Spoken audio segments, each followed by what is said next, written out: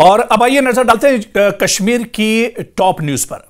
कश्मीर में दरअसल इंतखाबात को लेकर इन दिनों खूब हलचल है, खासतौर से राज्यसभा इंतखाबात की बात की जाए। और इस बीच जम्मू कश्मीर से जो बड़ी खबर आ रही है वो दरअसल ज़िमनी इंतखाबात को लेकर आ रही है। आपको बताते चलें कि ज़िमनी इंतखाबात कुछ ही दिनों में जम्मू कश्मीर में होने वाली है। 2 सीटों पर यह ज़िमनी इंतखाबात होंगे, जिनमें से अब आगा सैयद रूहुल्लाह जो श्रीनगर से नेशनल कॉन्फ्रेंस के रुकने पार्लियामेंट हैं, उन्होंने नाराजगी जाहिर की है। दरअसल वो और किसी से नाराज नहीं है, वो अपनी ही सरकार यानी उमर अब्दुल्ला सरकार, नेशनल कॉन्फ्रेंस की सरकार से नाराज हैं। और आगा सैयद रूहुल्लाह का यह मानना है कि वो आने वाले बडगाम में जो ज़िमनी इंतखाबात होंगे उन इंतखाबात में वो शामिल नहीं होंगे, वो कैंपेन नहीं करेंगे, वो जो तशहीरी मुहिम है उसमें शामिल नहीं होंगे।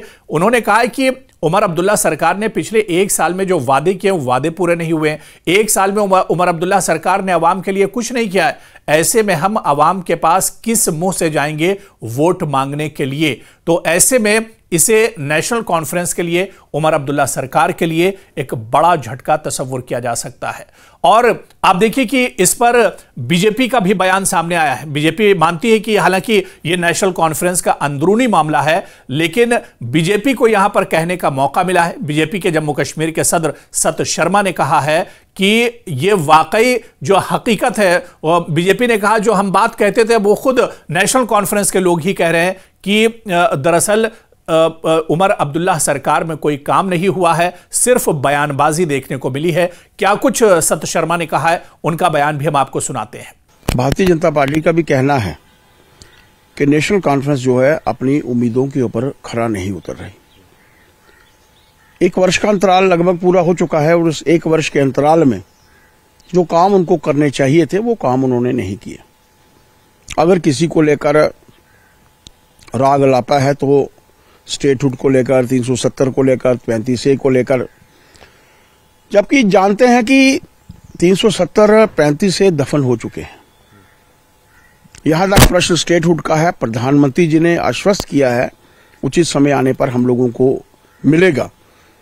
अपना ध्यान बटाने के लिए, लोगों का ध्यान इस आशय की तरफ से हटे, उन्होंने हमेशा से ये कोशिश की।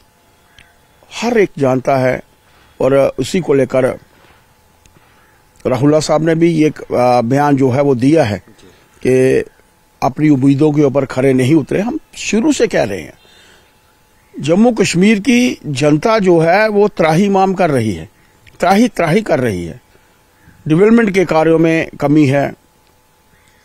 जो उनका मैनिफेस्टो था उसमें कहीं भी जो है वो आमदोरफ्त नहीं हुई है, कोई एडिशंस नहीं हुई है। अब मानकर चलिए कि उनके आंतरिक मामले के बीच में मैं नहीं बोलना चाहता, लेकिन लोगों के ध्यान में लाना चाहता हूं कि इस सरकार ने डेवलपमेंट के नाम पर कुछ नहीं किया है तो ट्रांसफर्स की है, किया है तो लोगों की एलिवेशन जो है वो की है। इस बीच जम्मू कश्मीर में राज्यसभा चुनाव को लेकर भी गहमागहमी काफी तेज है। और यह गहमागहमी उस वक्त और बढ़ गई जब नेशनल कॉन्फ्रेंस और कांग्रेस के बीच में दूरियां बढ़ती हुई नजर आईं।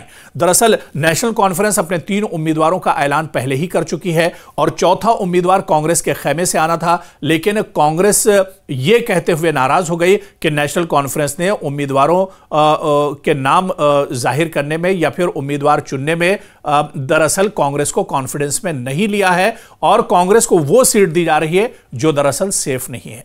और इसी वजह से कांग्रेस ने अब राज्यसभा चुनाव से किनारा कर लिया है। ऐसे में इसे नेशनल कॉन्फ्रेंस के लिए भी एक धचका माना जा रहा है और यह कहा जा रहा है कि जम्मू कश्मीर में नेशनल कॉन्फ्रेंस और कांग्रेस का जो इत्तेहाद है, इंडिया अलायंस है, अब यह भी खतरे में पड़ता हुआ नजर आ रहा है।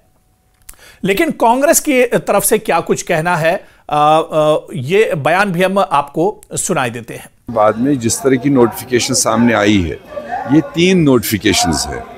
एक सिंगल सीट का नोटिफिकेशन है, एक सिंगल सीट 2 नंबर पर है, वो भी नोटिफिकेशन है।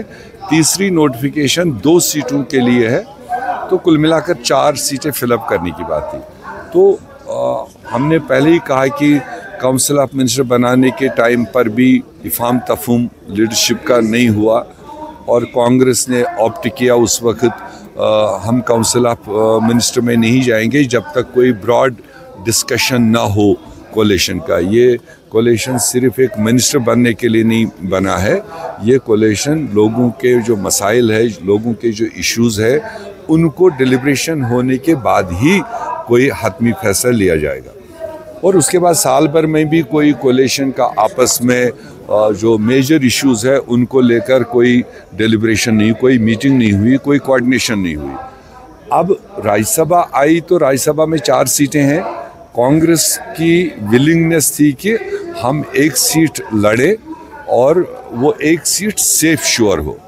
तो सेफ श्योर में सीट नंबर 1, 2 और 3 इसमें एक सीट कांग्रेस को अलाउ की जाए ताकि हम अपना नॉमिनेशन दें और सीट को राज्यसभा में पहुंचा दें। वो हाईएस्ट लेवल से तो दिल्ली में कन्वे किया गया था कि कांग्रेस एक उम्मीदवार दे और सेफ सीट पर वो अप्लाई करे। जब मॉडलिटीज़ तय होने की बात आई, उस पर नेशनल कॉन्फ्रेंस ने कोई कम्युनिकेशन नहीं दिया, बल्कि कन्वे किया कि कांग्रेस 4th सीट पर अपना उम्मीदवार डाल सकता था। तो 4th सीट को लेकर पहले ही कांग्रेस ने स्टैंड ले रखा था कि उस पर हम अपना उम्मीदवार नहीं डालेंगे, हम श्योर शॉट के लिए कैंडिडेट को डालेंगे जहां हमारे पास वाफिर मिकदार में, वाफिर तादाद में हमारे पास नंबर्स हो। वो चीज़ नेशनल कॉन्फ्रेंस ने एग्री नहीं किया, तो देयरफॉर कांग्रेस ने कल फैसला लिया कि हम 4th सीट के अगेंस्ट कैंडिडेट नहीं डालेंगे। इसके अलावा एक और बड़ी खबर है, आपको बताते चलें कि नगरोटा और बडगाम उपचुनाव के लिए आज से नॉमिनेशन शुरू हो रहा है। 11 नवंबर को चुनाव होने हैं और 14 नवंबर को इसके नतीजे आएंगे और आज से नॉमिनेशन शुरू हो रहा है। आपको बताते चलें कि जम्मू कश्मीर की 2 सीटों पर क्योंकि एक नगरोटा और बडगाम की 2 सीटें हैं जो अभी तक खाली थी और इन दोनों सीटों पर अब ज़िमनी इंतखाबात होने हैं, जिसके लिए आज से नॉमिनेशन शुरू हो रहा है। जम्मू कश्मीर असेंबली में कुल असेंबली की 90 सीटें हैं, जिनमें से 2 सीटें अभी खाली थी, यानी 88 सीटों पर इंतखाबात हुए थे और जो 2 सीटें खाली हैं यानी नगरोटा और बडगाम, इन 2 सीटों पर अब इंतखाबात होने हैं और नगरोटा और बडगाम उपचुनाव के लिए आज से ही नॉमिनेशन एक तरह से शुरू हो रहा है। हालांकि यह नॉमिनेशन का प्रोसेस अभी कई दिन चलेगा और इस तरह से 11 नवंबर को यह इंतखाबात होंगे, यानी इसके लिए वोटिंग होगी और 14 नवंबर को नतीजे एक तरह से आ जाएंगे और सारी जितनी भी पार्टियां जम्मू कश्मीर की वो अब इंतखाबात में पूरे जोर शोर के साथ उतर रही हैं। इंतखाबात से आगे बढ़ेंगे, कुपवाड़ा से बड़ी खबर है जहां पर कल शाम से ही सर्च ऑपरेशन चलाया जा रहा है। कुपवाड़ा सर्च ऑपरेशन को लेकर बड़ी खबर इस वक्त आई है कि कुपवाड़ा में जहां पर आतंकवादियों को लेकर, दहशतगर्दों को लेकर सर्च ऑपरेशन चलाया जा रहा था, इस ऑपरेशन में 2 दहशतगर्द मार गिराए गए हैं। कुछ देर के लिए यहां पर आतंकी और जो सुरक्षा बल हैं, जवान हैं, उनके बीच में मुठभेड़ हुई, इनकाउंटर हुआ और इस इनकाउंटर में 2 आतंकी मौत के घाट उतारे गए हैं। इसके अलावा यह सर्च ऑपरेशन लगातार चल रहा है, आज सुबह से भी यह सर्च ऑपरेशन लगातार चल रहा है। कहा जा रहा है कि और भी आतंकी हैं जो छुपे हो सकते हैं, क्योंकि लगातार आतंकियों की तरफ से फायरिंग हो रही है और भारतीय सेना लगातार मुंहतोड़ जवाब दे रही है आतंकियों का, क्योंकि जब जब मौसम खराब होता है तो इस खराब मौसम का ये आतंकी फायदा उठाते हैं और इस पार आने की कोशिश करते हैं, यानी घुसपैठ की कोशिश करते हैं।